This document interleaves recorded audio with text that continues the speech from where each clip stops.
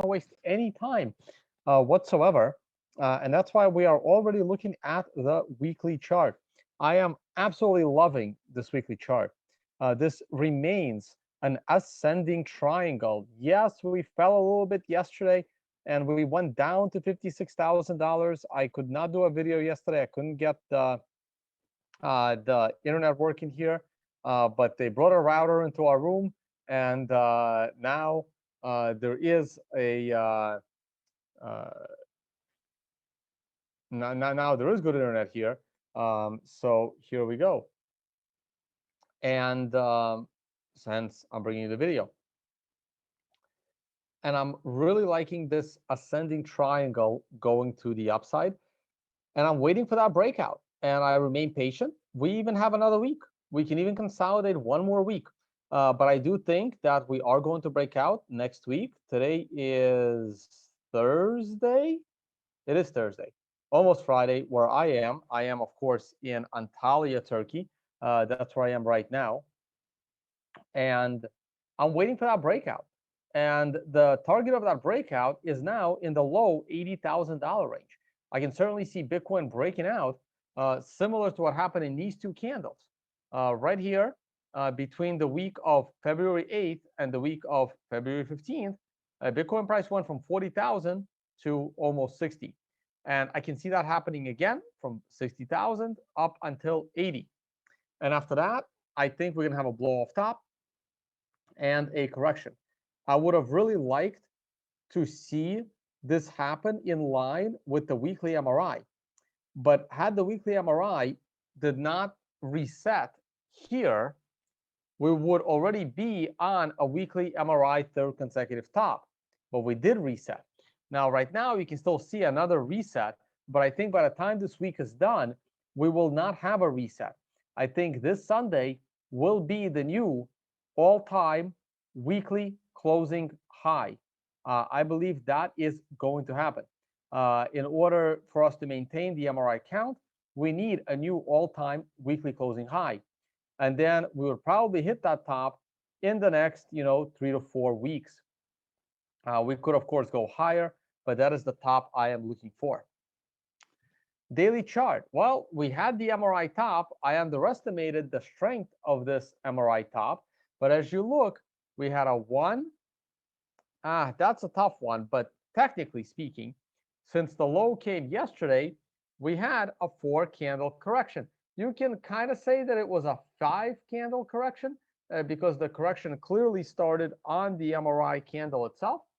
But in general, this was just a short-term correction. We never even reached the 100.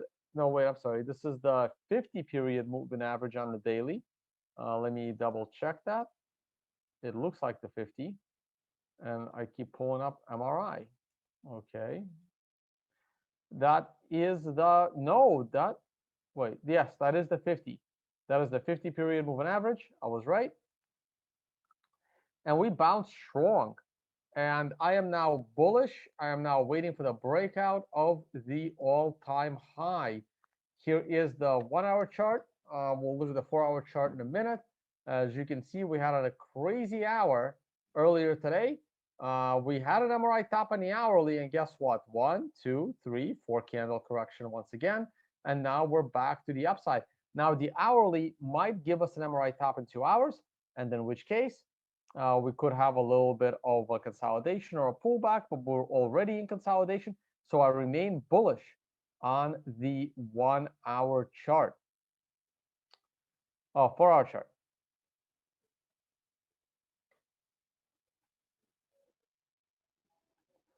I had this triangle drawn.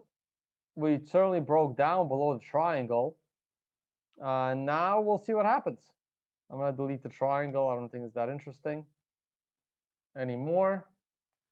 I like the bounce off the moving average. I guess I'm bullish on a 4-hour chart as well. I'm generally bullish. I'm mostly bullish because of the weekly scale. I mean, this is what's making me bullish. I don't really care what's happening on a daily. I don't care what's happening on a 4-hour. I don't care what's happening on a 1-hour. This is all I care about, this triangle. That's all I care about. It's taken 2 months. It's like pulling teeth. We've been consolidating since February 15th. You know, it's been February, March, April, 3 months. Whoa, no, it couldn't have been 3 months. These are weekly charts, right? 1, 2, 3, 4, 5, 6, 7, 8. 2 months. 2 months. So this is the only chart I care about right now. GBEC premium, not really interesting right now. Again, everything is consolidating. Gold is interesting. Matter. It's all fun. Stock market hasn't.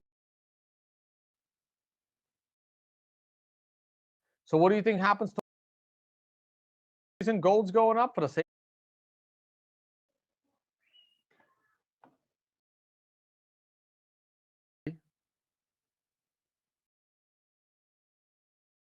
Is above you at that point.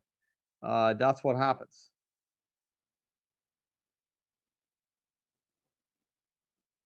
Man, where's that message? There it is. So I'll show you the chart. Because he took the trade. And that was the trade right there. It's the Swiss franc versus the dollar. And he shorted the MRI top right there. And it looks like he already lowered his stop loss, which probably would have been at the beginning, somewhere over here, maybe above the wick. And that's a beautiful move. That's the daily chart too. That's nothing to sneeze at. That's a nice move on a very leveraged FX trade. So there it is. I don't want to say any names. I don't want to dox people, but nice trade, man. Excellent. So that's it for me. Here's the interest rate. I don't think the interest rate is going to go much higher. I think it's going to pull back. We're on a monthly something. We're on a monthly MRI top on the interest rate. So yeah, I think it's time for the interest rate to fall again. Mempool is a little congested right now, but we are going into the weekend. I was really hoping we'd get below 100 blocks on the backlog, but looks like we went up about 20 blocks. I recommend sending transactions at like 25 to 30 sats per byte, and I think they'll clear overnight. And if not, they should clear through the weekend. So sending your Satoshi. So if you can wait 3 days, 2 days, 3 days for your transaction, send it 20, 25 cents per byte. I think it should work. Otherwise, use Lightning or Liquid. I mean, what else do you want me to tell you? I mean, you can beg and scream that Bitcoin block should be bigger, but then the system is going to be centralized, and who the hell needs it? Oh, the Pi cycle. Yeah, I pulled up the website. So here's the Pi cycle. So look, here's what everyone has their panties in a bunch about. It looks like it has occurred 3 times in the past. Let's zoom in. All right, there it is. There's your cross. Let's zoom in again. Okay, as you zoom in, I've never zoomed in, by the way. I'm doing this live on air. I've never really done this before. Can we zoom in more? No, we can't. That's fine. So here's the cross, right? What was the price at the cross? $143. Where was the top? 230. That's not the top. The top was 266. So, and that's actually not the cross. I can clearly see that the cross was like earlier than that. But it was probably like here. But the price is the same. So not a big deal. Okay. So the high was 266. The cross is at 140. That's almost 100% difference, right? So the price of Bitcoin still went up 100%. There was another doubling since the cross. So let's hold our horses here on being this imminent catastrophe. Okay. Now, what's the date here? Is it a daily chart or what? If that's March 24, 1, 2, 3, 4, 5, 6, 7, 8, 9, 10. Oh, wait, there is a date. April 13. No, wait, 2nd, first. Okay, it's a daily chart. All right, so this is 6th of April, 9th of April. In the following 3 days, the price of Bitcoin almost doubled. Okay, so great, warning sign. Did it call the top? No, it didn't. It was off by 100%. But it was only 3 days off, so that's a good thing. Okay, I prefer to use the price, but then again, I have a time indicator as well. But I know everyone's going crazy over this indicator, so I just want to, be realistic about it. Let's go back. Let's look at the next time. Yeah, I'm gonna have to zoom in on that. Okay, so when was the top? When was the cross? 5th of December. Okay, the top came at the end of November, and the top was around 1200. I believe that was the top. November 29th. That sounds about right. So this one called it much better. I like this a lot better because it happened after the top, a few days after the top, when the price already started going down. So this was a much, much, much better call of identifying the top. And this one actually had a full bear market. Keep in mind that the last time that happened, the bear market only lasted like 3 months. And then we went up into a huge top, right? So you would have had to get in on the next cross. Now,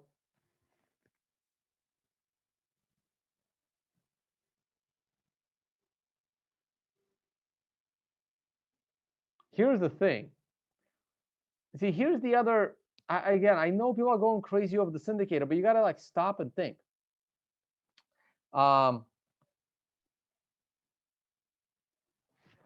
Right here, you're supposed to get out because the orange went above the green. When do you get back in? Do you get back in when the green goes above the orange? If you did, then you did well, and then you get out when the orange goes back above the green. But here's the thing. If you got back into the market when the green went above the orange, wouldn't you have to go back into the market when the green went above the orange on April 4th? And what happens to you? From that point on, Bitcoin was still falling for like 2 years, right? So let's zoom in on this. Like, you have to be consistent. You have to be consistent. If you get out here, you have to get in here. So that means you're buying Bitcoin back at $583. And you're holding it all the way into 150. This was 150 in the middle of the day. I remember that. And then it hit 180. I know it only says 211 because these are close-end prices. So according to this indicator, if you only use it to get out and you don't use it to get in, then you're not in. So you also have to use it to get in. What is your metric for getting in? Well, if your metric for getting out is orange above the green, then your metric for getting in has to be green above the orange. So you got screwed for like a year and a half until it finally, got you back to break even. And that didn't happen. Like, you get back in 19th of March of 2014. You're not back until June 2016. It's like 2.5 years later. You're down for 2.5 years on your trade. So again, let's be realistic about what the syndicator says and what it doesn't say. Now, let's talk about the last top that it had. So in the last top, it called the top very well. Yep, right there, literally to the day, December 16th. Beautiful top call. But again, what does it mean? If you got out, when did you get back in? Well, for the same reason, you would have to get back in on the green going above the orange, right? Like, what else is your metric for getting back in? Because you don't know if it's going to keep going up, because this worked out really, really well for you in 2013, right? You had to get back in on the green above the orange. Otherwise, you missed out the entire move from $100 to $1,000. You missed an entire 10x move if you did not get back in on a green going above the orange. So you have to follow the same rule. Otherwise, this top didn't matter to you because you weren't back in the market. Look, I don't hate these indicators, but like when 850 people are messaging me about the same indicator, something like, guys, come on, you're smart enough to analyze it on your own. You shouldn't need me. You can do the same analysis I'm doing right now, right? So did you get back in when the green went above the orange? If you did get back in when the green went above the orange, you're back into Bitcoin at $10,000. You're back in right here. And what happens? This is when? March 2018. I mean, you eventually made money in the summer of 2019, and then you watched it go back down to 4,000 after initially going down to 3,000 the first time.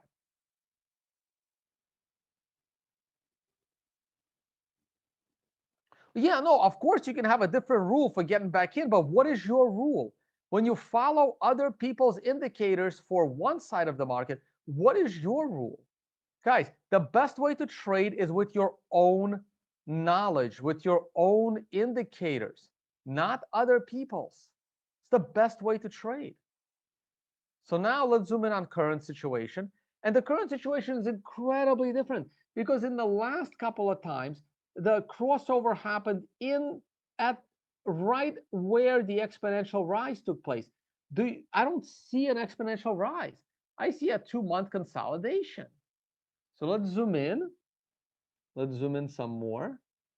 And let's zoom in some more. Now, they haven't actually crossed yet, which is something Mary Fox Crypto pointed out, which was great. I didn't know that. She did a good job. She like really zoomed in on those. I think they will probably cross, but who knows? So A, they haven't crossed yet, and B, it's a very different environment. We are not crossing at an exponential rise. We have been consolidating for months. And that's why I think there's going to be a blow off top. And if the blow off top happens, then they can cross. And that could be your exit point. But then you got to decide what is your entry point.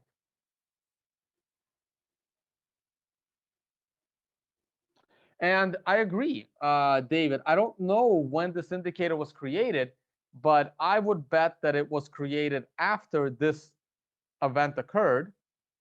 And if it was created before this event occurred, I am 99.99% sure it wasn't invented before these things happened, right? So it was probably invented after these 3 events occurred. And we will see if this indicator, calls it correctly for the first time that people are looking at it now that since it's been created. We'll find out, okay? So it was created in 2019.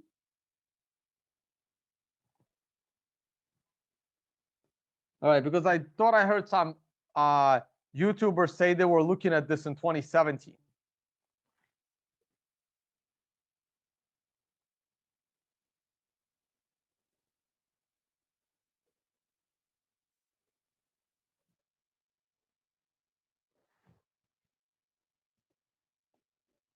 Hey, Mary Fox, you're in the channel. Awesome. Thank you for joining us. However, I'm going to call it a night. And thank you all so much for watching, guys.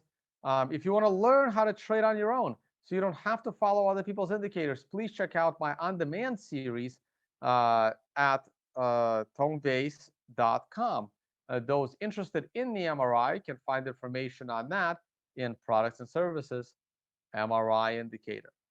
All right, guys, that is it. Thank you very much for watching. And of course, actually, if you want to learn trading for free, check out my Learn Trading tutorial.